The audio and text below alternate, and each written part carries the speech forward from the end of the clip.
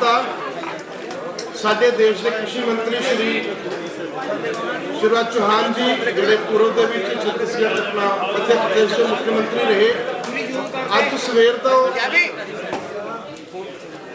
थोड़ा ध्यान दिओ जी, ਅੱਜ ਸਵੇਰ ਤੋਂ ਉਹਨਾਂ ਦਾ ਪੰਜਾਬ ਦੇ ਵਿੱਚ ਪ੍ਰਵਾਸ ਹੈ। ਮੋਗਾ ਤੋਂ ਬਾਅਦ ਜਲੰਧਰ ਆਏ, ਮਨਰੇਗਾ ਦੇ ਵਰਕਰਾਂ ਦੇ ਨਾਲ ਉਹਨਾਂ ਦੀ ਮੀਟਿੰਗ ਹੋਈ। ਉਸ ਤੋਂ ਬਾਅਦ ਪ੍ਰਸ਼ਾਸਨ ਦੇ ਨਾਲ ਬੈਠਕ ਹੋਈ ਹੈ। ਹੁਣ ਅੱਜ ਪੂਰਾ ਦਿਨ ਕੀ ਹੋਇਆ ਔਰ ਪ੍ਰਸ਼ਾਸਨ ਦੇ ਨਾਲ ਬੈਠਕ ਦੇ ਵਿੱਚ ਕੀ ਹੋਇਆ ਔਰ ਆਪਣੀ ਜਿਹੜੀ ਗੱਲਬਾਤ ਉਹ ਤੁਹਾਡੇ ਨਾਲ ਸਾਂਝੀ ਕਰਨਗੇ। ਉਹਨਾਂ ਦੇ ਨਾਲ ਭਾਰਤੀ ਜਨਤਾ ਪਾਰਟੀ ਦੇ ਪੰਜਾਬ ਦੇ ਪ੍ਰਧਾਨ श्री सुनील जाखड़ जी साडे विच है, पूर्व प्रदेश अध्यक्ष मनोरंजन कालिया जी, पूर्व विधायक केडी बंजारी जी, सरजीत मक्कड़ जी, पार्टी के महामंत्री इतने। मैं हुण सीधा निवेदन करांगा शिवराज चौहान जी नूं कि वो अपनी गलबात तुहाडे नाल सारे नाल सांझी करन। शिवराज मित्रों, आज मेरा सौभाग्य है कि पंजाब की इस पवित्र धरती पर फिर आया हूं। कल रात को मैं आया था और सवेरे से मेरे दोनों विभाग कृषि और ग्रामीण विकास उनके कामकाज का मैंने ब्यौरा लिया, निरीक्षण किया। पहले रणवीर कला गांव में 6 साल से वो गांव पराली नहीं जला। पराली को वो बोझ नहीं मानते, वरदान मानते। और पराली को हैप्पी सीडर वगैरह से खेत में ही मिला के डायरेक्ट सीडिंग करते हैं।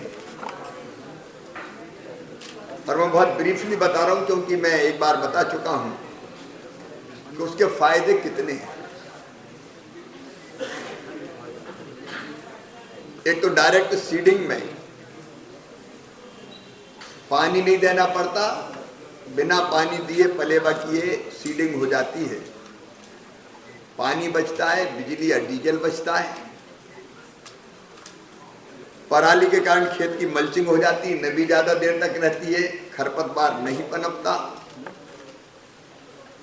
तो पराली में पोटास और जो बाकी चीजें होती है उसके कारण डीएपी 1.5 गट्टे की जगह 1 ही गट्टे में काम हो जाता है 1 एकड़ में। और यूरिया 3 गट्टे के बजाय 2 में ही काम चलता है उनका। जो जैविक कार्बन है खेती में वो बढ़ा है, लागत घटी है। और ये केवल गेहूं के मामले में नहीं, कनक के मामले में नहीं है। आलू, सरसों, मस्टर्ड सबकी क्वालिटी बेहतर होती है और उत्पादन बढ़ता है। मैं खुद देखने गया खेतों में और मैंने देश को संदेश दिया कि इस बार पंजाब ने पूरे देश को राह दिखाई है। पराली जलाने की घटनाओं में अभूतपूर्व कमी आई, 85% कमी आई। मैं पंजाब की जनता को बधाई देता हूं। आज यहां मैंने मनरेगा के जो हमारे मजदूर थे उनके साथ भी चर्चा और बातचीत की और हम विकास और जन कल्याण के कामों में प्रधानमंत्री जी के नेतृत्व में कभी कोई राजनीति भी नहीं करते, कोई भेदभाव भी नहीं करते। तो मैंने यहाँ जो मेरे विभाग की योजनाएं हैं रूरल डेवलपमेंट की, ग्रामीण विकास की, उनकी समीक्षा की। मित्रों, पंजाब में जब भयानक बाढ़ आई थी तो उस बाढ़ के बाद मेरे विभाग की तरफ से, क्योंकि मैं उस समय आया था, सारे हालात देख के गया था और तब मैंने पंजाब सरकार से कहा था कि जितने भी मकान टूटे हैं बाढ़ के कारण उन सबको बनाने के लिए प्रधानमंत्री आवास योजना के अंतर्गत राशि दी जाएगी। पंजाब की सरकार ने पहले 14,000 मकान की सूची दी थी। मैं बार बार फिर मेरे विभाग से मैं कहता रहा कि और पूछो कोई रह ना जाए, तो फिर हमें 36,000 मकानों की सूची दी। रात को 9 बजे मुझे सूची मिली, तो रात को इस स्वीकृति का पत्र लेके दूसरे दिन सवेरे में लुधियाना में स्वीकृति का पत्र देके गया था। आज मैंने समीक्षा की तो मुझे बताया कि 36,000 में से 30,000 की स्वीकृति वो जारी कर चुके हैं, 6,000 की अब भी बाकी है। ये स्वीकृति तत्काल होनी चाहिए, सबकी होनी चाहिए, ताकि जिनके मकान बाढ़ में क्षतिग्रस्त हुए हैं वो तत्काल बना लें, इसमें देर नहीं होनी चाहिए। फिर 1 लाख से ज्यादा मकान हमारे पंजाब के गरीब भाइयों और बहनों को केंद्र सरकार ने पिछले वर्षों में दिए हैं। उनमें से स्वीकृतियां सबकी जारी नहीं हुई, केवल 76,000 सूची की स्वीकृति जारी हुई है। मैंने कारण पूछा कि केवल 76,000 क्यों, बाकी क्यों नहीं? तो बाकी के बारे में उन्होंने कहा कि भी संदेह है कि ये पात्र है कि नहीं। तो हमने आग्रह किया है कि ये स्वीकृति जारी किए हुए बहुत दिन हो गए, अगर नहीं है तो, अगर है तो कोई एक भी मकान रहना नहीं चाहिए। भारत सरकार ने बार बार कहा कोई भी पात्र जो पात्रता रखता और गरीब है, कच्चा मकान है, उसको पक्का मकान बनना चाहिए। उन्होंने मुझे कहा है कि इस महीने करके वो 1 महीने के अंदर और स्वीकृति जारी करेंगे, या कोई अपात्र है तो उसके बारे में बताएंगे। हमने ये भी समीक्षा की कि नए मकान प्रधानमंत्री जी देना चाहते हैं उन सब गरीबों को जिनके कच्चे मकान है पंजाब में। उसका सर्वे हमने करवाया। भारत सरकार ने तो आदेश दिया कि सर्वे करती राज्य सरकार। तो राज्य सरकार ने जो सर्वे किया उसमें हमें बताया कि लगभग 5 लाख मकान, 7 लाख मकान उस सर्वे में आ रहे हैं, जिनमें हमने तय किया है कि 2 व्हीलर भी किसी को पास होगा तो उसको भी मकान देंगे, क्योंकि 2 व्हीलर आज जरूरत की चीज हो गई। 15,000 रुपया महीना तक आमदनी पहले 10,000 तक पे देते थे, तो उस पर भी हम देंगे। टेलीफोन अगर किसी के पास है तो पहले नहीं देते थे, हम कहा टेलीफोन है तो भी देंगे, क्योंकि ये जरूरी चीजें बन गई है। तो जैसे ही इसका वेरिफिकेशन करके पंजाब सरकार हमारे पास भेजेगी, ये मकान भी स्वीकृत किए जाएंगे। और मैंने आग्रह किया कि पुराने मकानों को वो जल्दी स्वीकृति जारी करें, बाढ़ वाले भी जल्दी पूरा करें और बाकी जो शेष है वो भी जल्दी पूरा करें। मनरेगा की हमने समीक्षा की। मनरेगा के अंतर्गत हमने अपने पंजाब प्रदेश के लिए पिछले दिनों जो राशि दी है वो 6,000 करोड़ रुपए से ज्यादा की है, और इस साल ही हमने 842 करोड़ रुपए की राशि पंजाब को दी है। लेकिन जब मैं मजदूरों से बात कर रहा था तो इसमें बहुत शिकायतें, जॉब कार्ड जाली फर्जी हैं, काम ठेकेदार कर देते हैं, जो काम मांग रहे मजदूर उनको काम नहीं मिलता, कई तरह की शिकायतें। हमने आज समीक्षा भी की है, और जहाँ ये शिकायतें हैं मैंने राज्य सरकार से भी कहा कि राज्य सरकार की ड्यूटी है, क्योंकि कई जिलों से शिकायत आई, मुक्तसर से आई, फाजिलका से आई, कि काम मजदूरों को मिले ही नहीं और काम हो गया। ये बहुत गंभीर है। राज्य सरकार से भी मैंने अनुरोध किया है कि ऐसे मामले में जांच करे और दोषियों को दंडित करने का काम करिए। पैसा ठेकेदारों के लिए नहीं है, ये पैसा मजदूरों को रोजगार देने के लिए।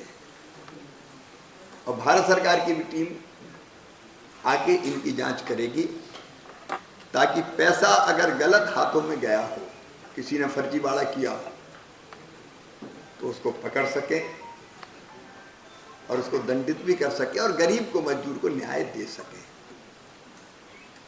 कुछ काम ऐसे हैं जो, जैसे नहर की सफाई, अब सफाई होती नहीं है और पैसा निकल जाता है, उन पर भी विशेष ध्यान देने की बात कही है। हमारी एक और योजना है आजीविका मिशन की, NRLM, उसके अंतर्गत यहाँ सेल्फ हेल्प ग्रुप बने, स्वयं सहायता समूह, जिनसे 5 लाख बहनें जुड़ी हुई है।